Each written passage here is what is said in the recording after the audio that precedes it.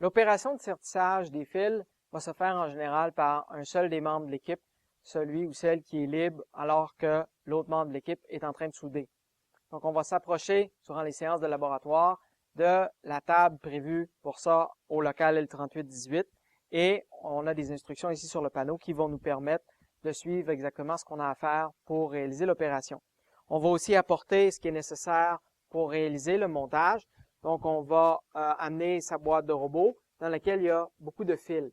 De ces fils-là, on va en garder 5 qu'on va placer de côté parce qu'ils vont être utiles pour d'autres opérations plus tard. Donc, il y en a 2 mauves ici qui vont servir pour relier les moteurs au pont H et les 3 autres vont être utilisés pour des opérations sur le breadboard plus tard.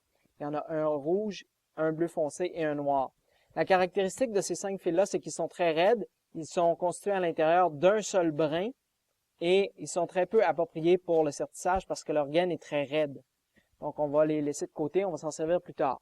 Les autres, d'un peu toutes sortes de couleurs, sont ici et ils sont beaucoup plus souples. Ils sont constitués de plusieurs brins de métal à l'intérieur et le plastique est très souple pour bien effectuer l'opération de sertissage. Donc, c'est ceux-là qu'on va utiliser pour travailler. On va aussi prendre dans notre boîte de robot des parties métalliques qui vont venir se prendre à la serre sur les fils. Donc, il y en a de type mâle, donc il y a juste un peu comme des connecteurs IDC à leur pointe, donc un peu comme un cure-dent. Et il y en a qui sont de type femelle, qui vont pouvoir venir se prendre sur des connecteurs IDC de la carte mère ou du pont H. Donc, il y en a ici. On a donc des connecteurs de type WM28 2510 et de type 2517. Et on a aussi des connecteurs Monex noirs, des terminaisons noires, qui sont des WM2800. Donc, il faut les apporter également. On en a une quinzaine dans notre boîte de robot. Donc, qu'est-ce qu'on doit faire exactement? Ben, il faut aussi penser que les opérations peuvent dégager des particules de métal. Donc, on va apporter avec soi aussi des lunettes qu'il faut avoir de toute façon en tout temps au laboratoire lors du montage pour la sécurité. Et on va aussi apporter un outil qui est une paire de pinces dénudées qui a les manches jaunes pour dénuder nos fils. Ce qui est à réaliser, c'est l'assemblage de 7 câbles qui sont ici collés sur une plaque au laboratoire. Les 2 premiers vont servir à relier le pont H et la carte mère pour le contrôle des moteurs. Ils sont donc de type femelle-femelle, chacun des bouts. Il y en a 2. On les veut généralement plus courts parce que la carte mère et le pont H sont très rapprochés l'un de l'autre. Les 3 suivants sont de type mâle, donc avec les pointes au bout femelle, et ils sont en général utilisés pour relier le breadboard à l'avant du robot, donc qui est plus loin, au port de la carte mère. Donc c'est pour ça qu'ils sont un petit peu plus longs. Les 2 derniers vont relier des connecteurs IDC en tout temps, donc ils sont donc femelle aux 2 bouts. On a besoin des 7 câbles en tout temps dans la session, vers la fin de la session pour le projet final. Donc il faut tous les réaliser. Chaque câble est constitué de 2 fils. Ça fait donc 14 fils au total. Chaque fil a besoin d'être serti à ses 2 bouts, ce qui fait donc 28 pointes métalliques à insérer sur les fils.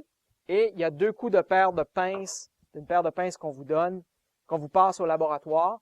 Donc, chaque terminaison métallique nécessite le coup de 2 coups de paire de pinces pour se sertir sur le fil. Donc, ça fait donc 56 coups de paire de pinces au total. Donc, c'est donc quand même un peu long.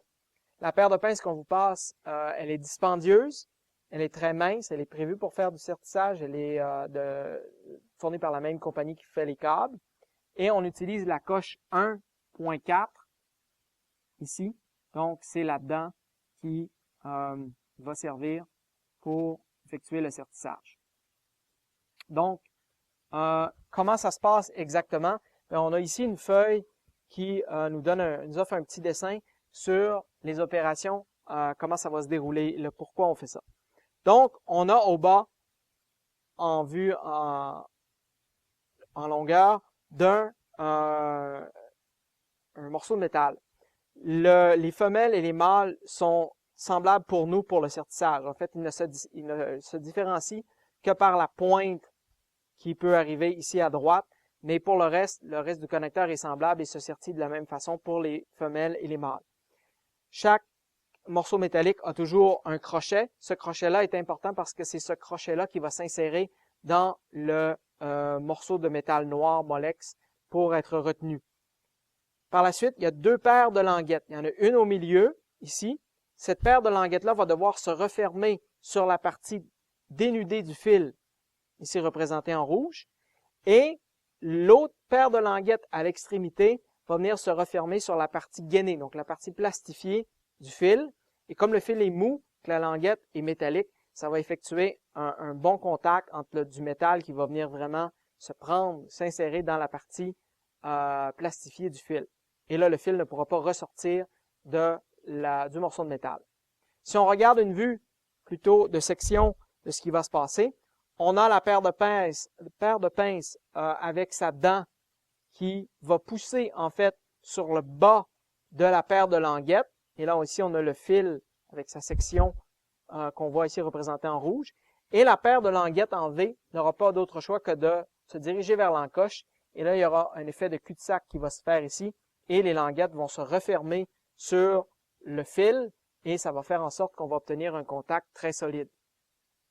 Si on regarde maintenant ce qui se passe avec un vrai fil, on donne une démonstration, moi, étant donné que je suis droitier, je vais tenir mon fil de la main gauche, par son extrémité, et je vais donc approcher la paire de pinces à dénuder dans ce cas-ci, ou la paire de pinces à sertir, c'est la même chose, avec ma main naturelle, donc ma main droite. Donc ici, je vais dénuder le fil sur une longueur d'à peu près 2-3 mm, pas beaucoup plus, et ça va donc me donner de l'espace pour prendre mon connecteur métallique et venir insérer la jonction entre la partie gainée et la partie dénudée du fil rouge, s'insère entre les deux paires de languettes, celle des extrémités que je retiens présentement avec pratiquement mes ongles, et celle qui est libre et qui peut donc recevoir la paire de pinces qui est très mince de la compagnie Molex. Je fais attention à mon crochet de ma partie métallique pour ne pas lui toucher parce qu'il va servir plus tard. Donc, je donne un coup de paire de pinces. Donc là, maintenant, au moins, j'ai minimalement un contact entre mon morceau métallique et mon fil.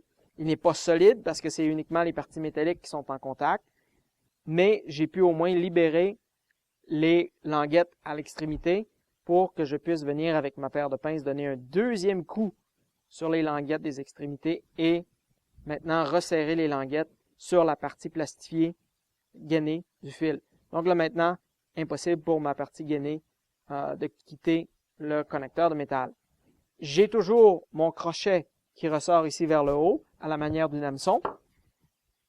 Je vais prendre maintenant le connecteur Molex noir. Il a d'un côté aucune ouverture, mais sur sa face du haut, il a deux ouvertures.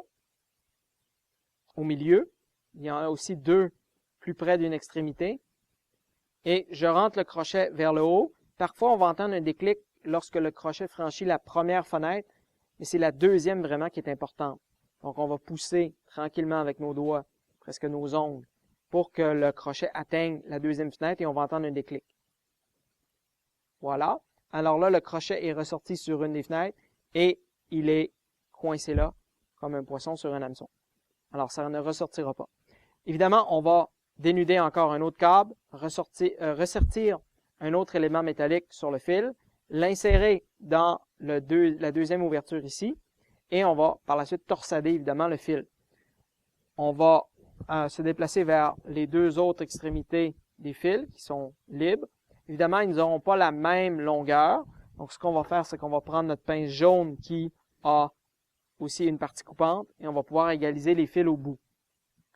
En faisant ça, on va aussi se donner de la place pour effectuer encore là le pouvoir dénuder nos deux fils à chaque bout, placer les éléments métalliques et recommencer l'opération de sertissage pour compléter le cadre.